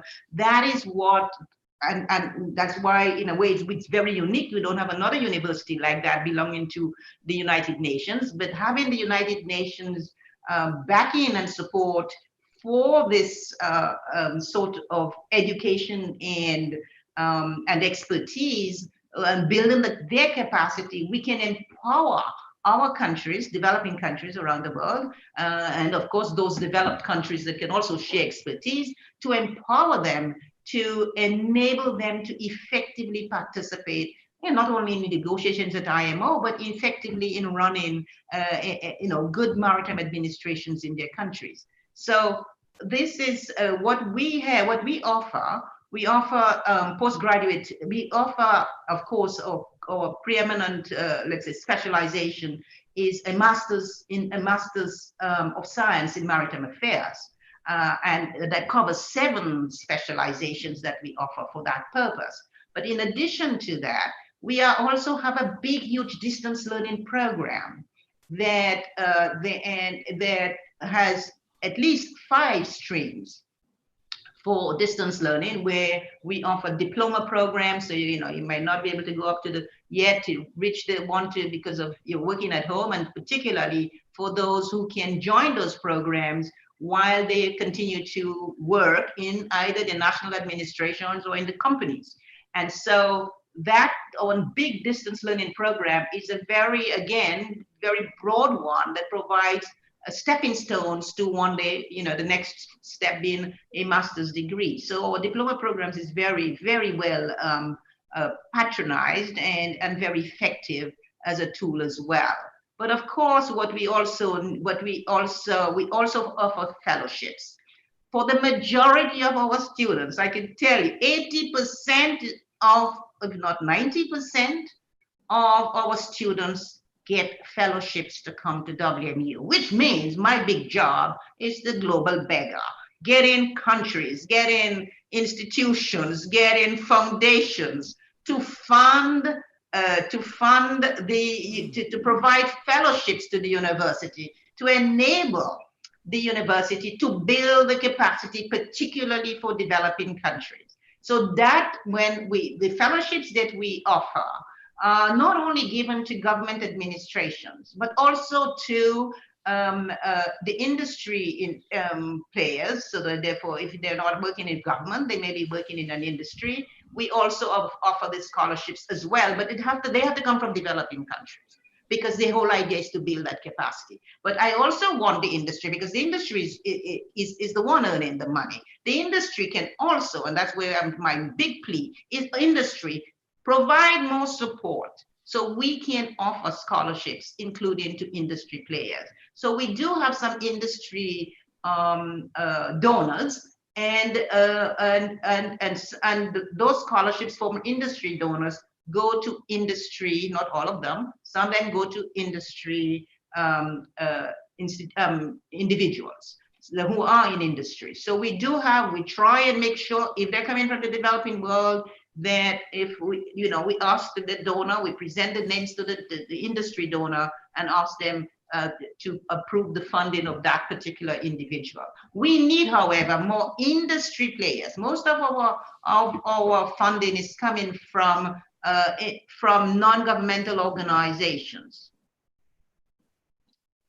Industry has to also do a little bit more, and one of the things I'm trying to reach out to, and I have my board has approved an industry liaison program, engaging more industry in taking a more proactive role in also helping to influence and to enable the university to also provide the type of programs that will be in the interest of the industry. So I will be I have sort of put it down now, because COVID-19 is having to make all of us, sort of take a little bit of a slower pace, although Zoom is zooming me out these days, but but that's what we did, the tool we have, and whether it's Zoom or some other modality like that, most of what we now do, including even our own teaching, has to be done now until the situation improves better. But we have not stopped teaching until our situation improves better for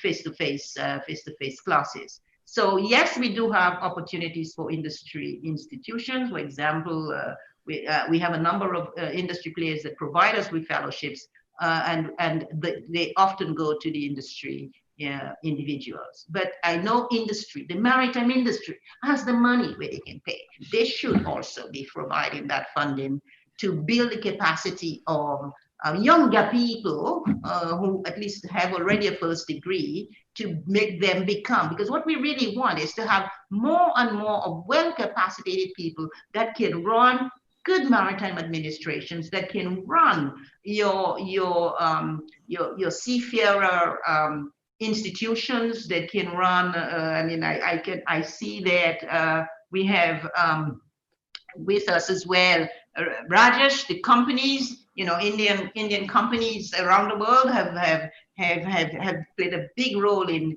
the shipping business itself. And so if we can do more, but I haven't seen industry invest enough to allow their people to come to the WMU. Please send them. It's the best place to send your students. And follow everything that's what's happening in the IMO and all the new issues that are coming up, including greenhouse gas emissions and everything else that we all must do. We all must capacitate our institutions, and the young people. They have to take over from us. So we have to capacitate them to deal with the new challenges already. We didn't anticipate this one, but the new challenges already that we are facing now, and we will certainly be facing in the future. Thank you so much, Dr. Cleopatra. Thank you very much for the detailed answers. I will go back to now Professor Dr. Helen Sampson. Ma'am, first of all, I have various WhatsApp messages, various private, the chat, the one-to-one messages. Everybody is very excited with your presentation, video presentation of the animation. There's a huge response to that. And a lot of people have commented, it shows the actual thing. And they have also appreciated the fact that a lot of views of the seafarers were taken. It is not only that the people sitting ashore are giving the views, but the seafarers views the actual problem they go through. So I wanted to mention that. After mentioning this, I have a question for you. We have a question from Captain Halbe and Captain Achyutan, similar kind of a question. They are saying, you have done a survey with the seafarers.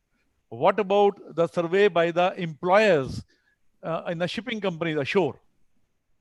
Yes, this is a question I'm familiar with.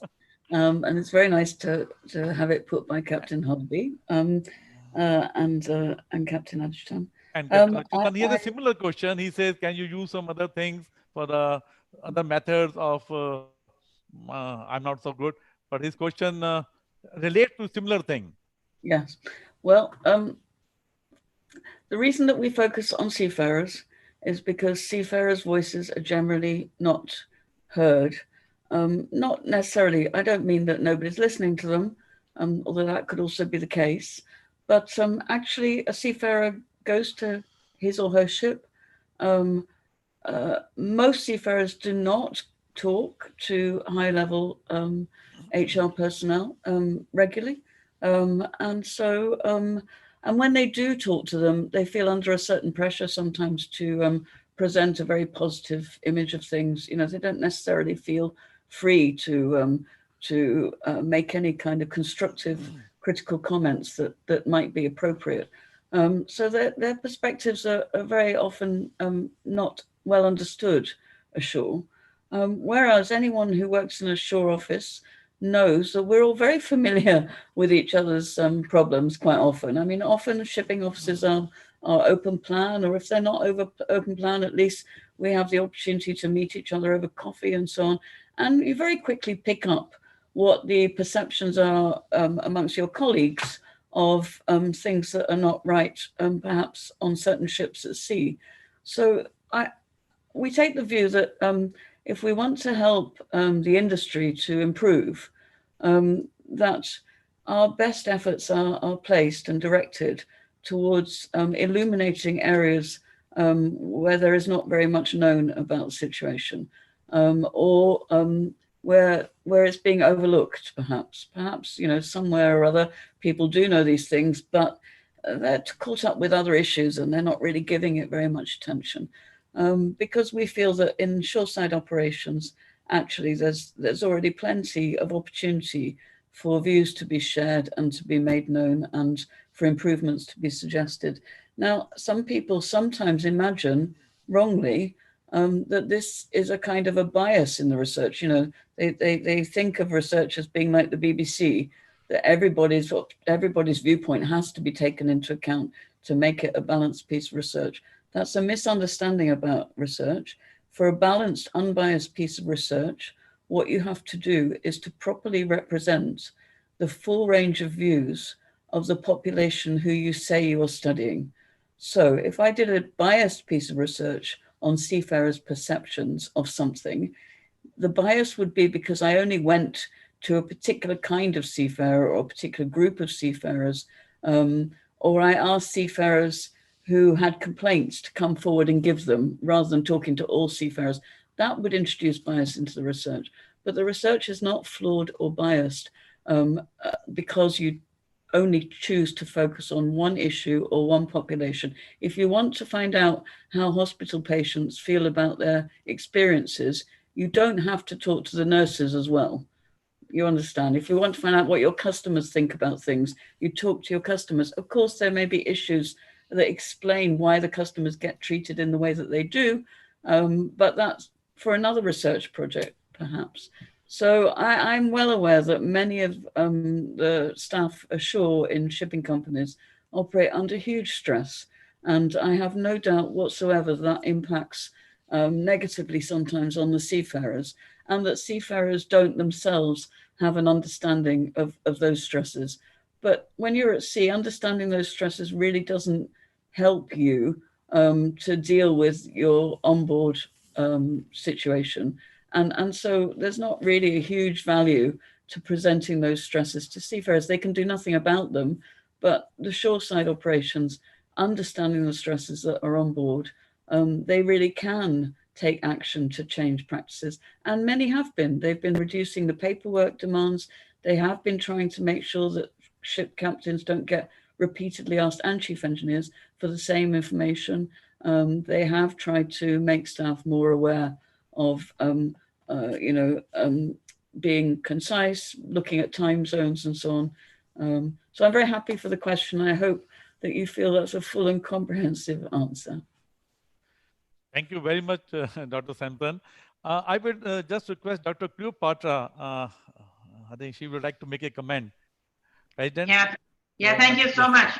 Yeah, thank you so much. What I wanted to say is just to compliment what has been said by Helen, that WMU does have, we of course also did a major research, not just research, a sort of, my staff did a huge number of months at sea with on ships relating to this issue of corruption, which is one of our pandemics as well. And the WMU already more than 4 years ago, we have launched a major maritime business integrity and corruption awareness seminar that we deliver every year to all our students. It's a program that they must all join.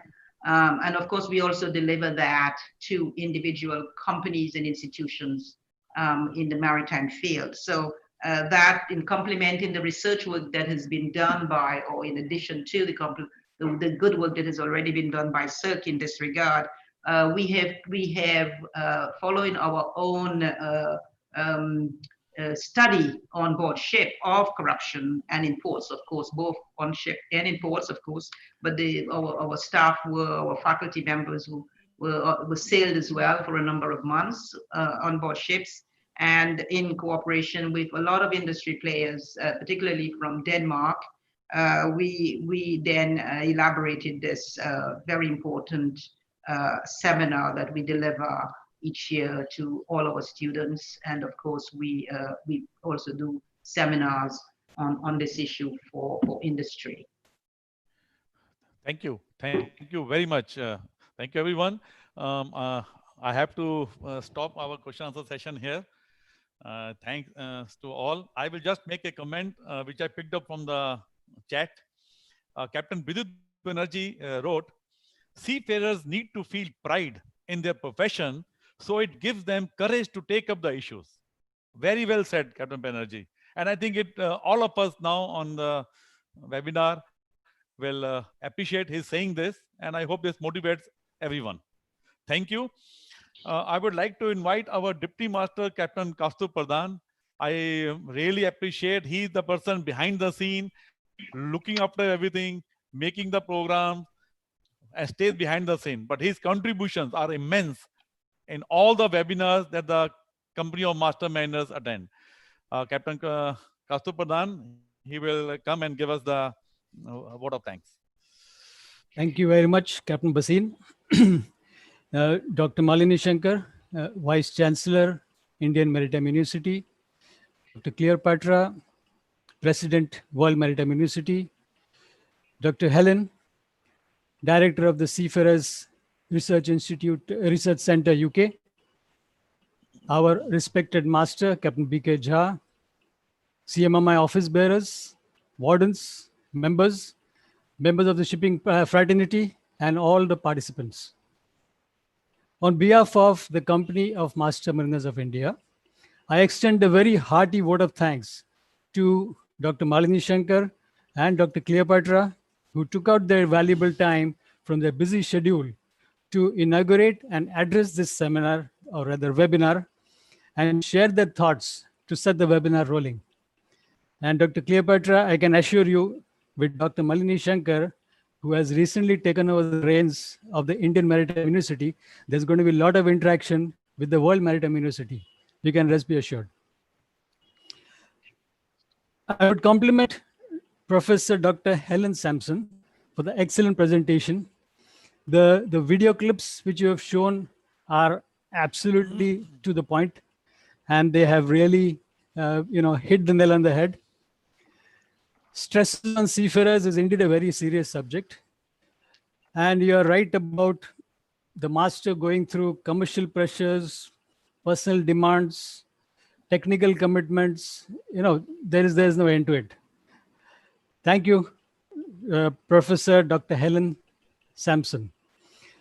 I would also like to thank Dr. Captain Suresh Bharadwaj, who conducted the session so beautifully.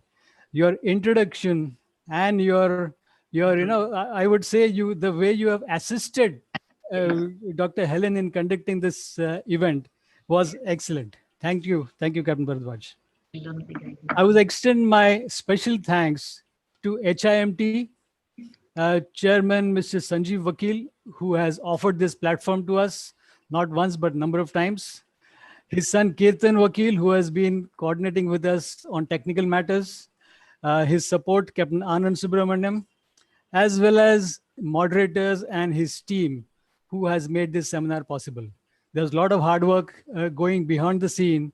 If you see, spotlighting somebody and, putting the focus on somebody else. So during the talk, that's thanks to the technical team. I would also like to thank the media who have been extensively covering this event, including all other CMMI events.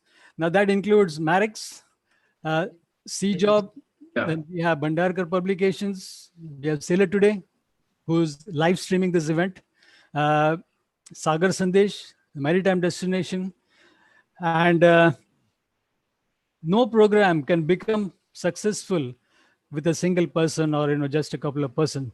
So I extend my big thanks first of all to our master, Captain BK Jha, with whose insight and support this event is being conducted. Captain Basin, who is our Secretary General, who conducted the question answer session very well handled. Captain Sasi Kumar, the one person in the background who's in the office, our CEO, and his team in the office who have put this webinar together. And last but not the least, I should thank all the participants. If you are not here, there would be no seminar. Thank you very much. Thanks all. Now, as you can see, we have a poll here. I would request Captain Basin to summarize the poll. Thank you, Captain Pradhan. Also, thank you, Kirtan, for putting in dot on. We had two questions, polling questions. How was the CMMI webinar on the subject understanding seafarers stress from empirical research finding? We have about 59% excellent, 36% great, and 6% needs improvement. So very well established. Then we have a next question. Do you want to be a member of CMMI or master? 13% have said yes, and 63% says already a member. But then there are 24% not sure of eligibility. So we will request please visit our website. Maybe we can show our website, CMMI Company of Masterminders website. Yeah, here it is. Visit the website and you will get all the instructions. You have the email IDs there. You have the phone number there. Phone number due to COVID are not operational unless you have the mobile number. But please visit. We look forward for the people to become a member. And we are already we have already opened a chapter in Dubai, and there are international chapters, Singapore and UK. We are already working on it now. I would also like to announce that. Thank you. Captain Pradhan, back to you. You have to make the announcement for the extra masters. Okay. About the extra master classes, the classes will be starting shortly, and you all will be informed about it through emails, and you can also visit our website for the information. Thank you.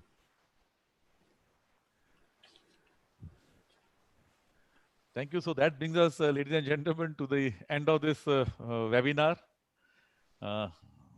Thanks a lot to everyone. Really very interactive. Thank you. Thank you very much, CMMI very team. Thank you, Professor Helen. Thank you, President, World Maritime University. Thank you so much. Yes, yes.